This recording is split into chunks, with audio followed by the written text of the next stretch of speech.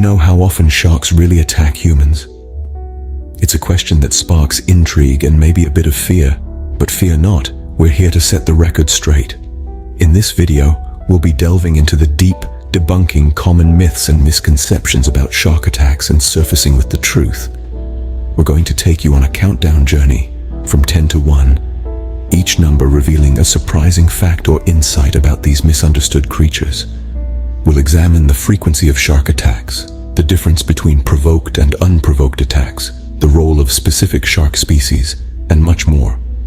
So, whether you're a seasoned surfer, an ocean enthusiast, or just a curious soul, this video is sure to captivate your interest.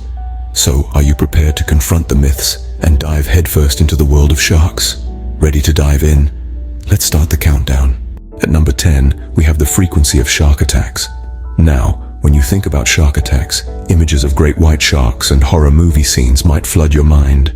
But in actuality, shark attacks are far less frequent than you'd imagine.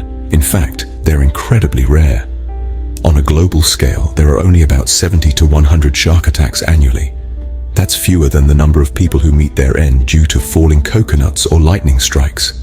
Shark attacks are often sensationalized in media, painting sharks as villains of the sea. But when you compare the numbers, more people are harmed or even killed by everyday objects and activities, such as driving or even just walking down the stairs. Despite their fearsome reputation, sharks are not the relentless human hunters they're often portrayed to be. So you see, shark attacks are not as common as you might think. Number 9. Provoked versus unprovoked attacks. Let's delve into the distinction between provoked and unprovoked shark attacks. Provoked attacks occur when humans initiate contact with a shark. This could be anything from a diver poking a shark out of curiosity to a fisherman attempting to remove a shark from a net. Unprovoked attacks, on the other hand, occur when a shark initiates contact with a human without any prior human interference. This is often what comes to mind when we think about shark attacks. Now let's talk statistics. It may surprise you to know that the majority of shark attacks are actually provoked.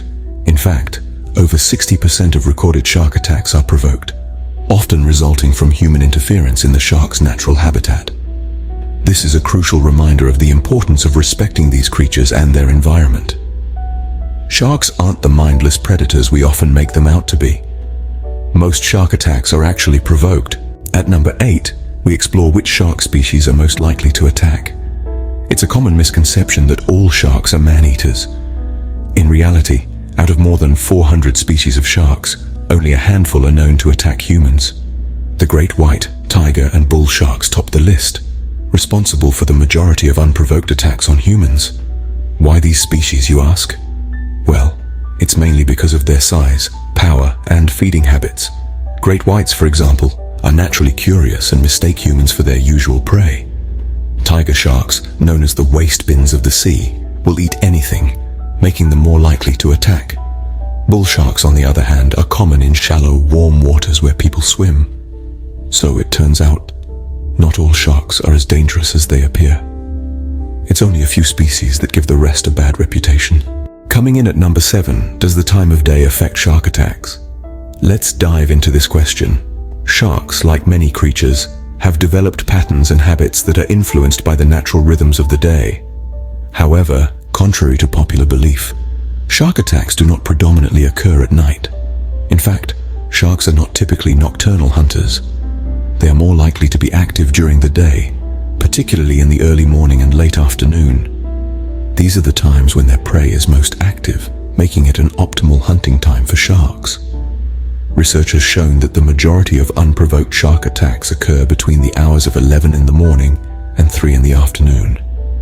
This could be due to the higher numbers of humans in the water during these hours, coinciding with peak shark activity. So, while there is some correlation between time of day and shark attacks, it's not as straightforward as you might think. Turns out sharks are not nocturnal hunters. At number 6, how does human activity influence shark attacks? Let's dive in. Human activity can significantly impact the likelihood of a shark encounter. Activities such as fishing and spearfishing can attract sharks due to the smell of bait or injured fish. Likewise, water sports like surfing or jet skiing can pique a shark's curiosity, as the splashing and movements often resemble those of a wounded animal, a tempting meal for a shark. Moreover, entering the water near seal colonies or areas where sharks are known to feed can increase the risk of an encounter. Not to mention, swimming in murky waters can also lead to accidental encounters, as sharks might mistake humans for prey due to poor visibility. So, while it's true that shark attacks are relatively rare, certain human activities can inadvertently increase the chances of a run-in with these majestic marine predators. So our actions do play a role in shark attacks. Number 5. What are the survival rates of shark attacks? When you think of a shark attack, you might imagine a gruesome scene straight out of a Hollywood movie. But the reality is, the survival rates of shark attacks are higher than you'd expect. Yes, you heard it right. The International Shark Attack File reports that over the last 6 decades, the survival rate of shark attacks has significantly increased. This increase is largely due to advancements in beach safety practices, medical treatments, and the public's growing knowledge about sharks and shark behavior. Factors that influence the survival rate include the location of the attack, the species of the shark, and the response time of emergency services. For example, attacks in shallow waters where help is nearby often have higher survival rates. Interestingly, the majority of shark attack victims survive. The key is to stay calm, defend yourself if necessary, and get medical attention as soon as possible. So, surviving a shark attack is actually quite possible. Number 4. How can we prevent shark attacks? Let's dive into some measures that could potentially keep you safe from these marine predators. First up, avoid swimming at dawn, dusk, or night when sharks are most active and have a feeding advantage. Also, steer clear of murky water. Sharks can mistake the splashing of humans for prey, and unclear water only increases the likelihood of such a misunderstanding. Next, don't swim too far from shore. The further you are, the deeper the water, and the higher the chance of encountering a shark. Also, if you're bleeding or have an open wound, it's best to stay out of the water. Sharks have an acute sense of smell and can detect blood from miles away. Avoid wearing shiny jewelry while swimming. The reflection under the water can resemble fish scales to a shark, making you an attractive target. Lastly, always swim in groups. Sharks are less likely to attack a group than a solitary individual. Prevention is certainly better than cure. Number 3. What is the relationship between shark attacks and conservation? It might seem strange to link shark attacks with conservation.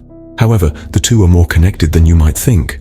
When a shark attack occurs, it often makes headlines, sparking fear and fascination alike.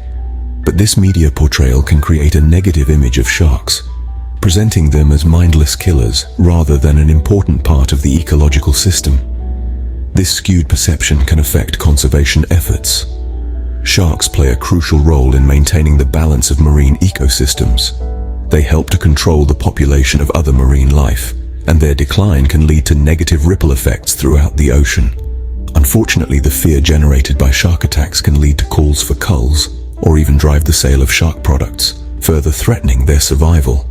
It's a complex issue, and one that highlights the need for balanced, factual information about these magnificent creatures. Shark attacks can have a big impact on conservation. Number 2. How does the media play a role in our perception of shark attacks? It's no secret that the media holds a considerable sway over our perceptions, and when it comes to shark attacks, this influence is particularly pronounced.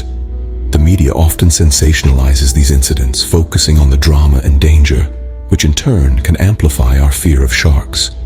When a shark attack occurs, it is frequently headlined news, painting a picture of sharks as ruthless predators.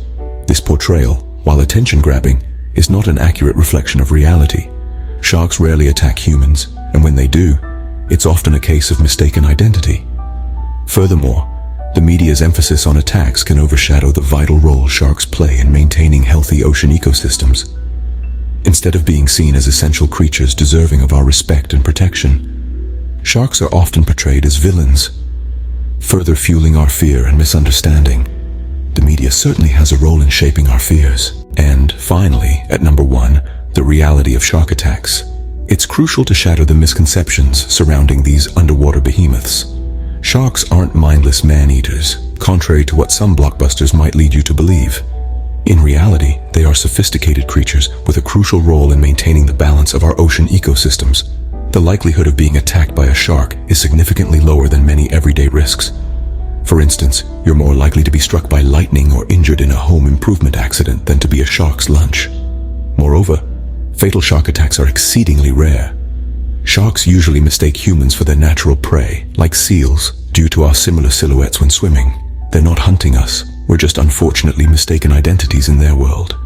And let's not forget, every year, humans kill millions of sharks for their fins, skin, and teeth. A grim reality that far outweighs the number of human victims in shark attacks. And that's the real truth about shark attacks. So, there you have it. The top 10 facts about shark attacks. We've journeyed through the realities, debunking the myths and misconceptions that often cloud our understanding of these fascinating creatures. We started off with the actual frequency of shark attacks, then delved into the differences between provoked and unprovoked attacks.